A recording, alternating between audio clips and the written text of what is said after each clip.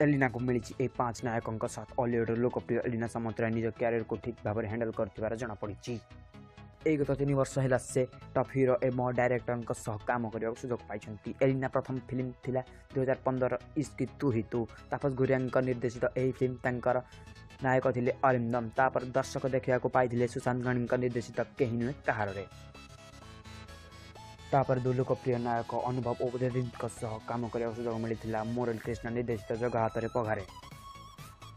2016 Elina बाबूसान positive नायिका साजिले अशोक पथिन निर्देशित। तापर लगातार अनुभव सह 2टी फिल्म करने सुजोग पाई। अभय ओ काबुला बार बोला। उमेश राउत अपकमिंग मूवी देखा पाइबे सब्यसाची आउ एलिना को एका साथी सिनेमा प्रेमी मैंने। तो एलिना अरिंदम अनुभव सब्यसाची बुद्धिदीप सह और बाबूसान सह तो फिल्म कर सारे।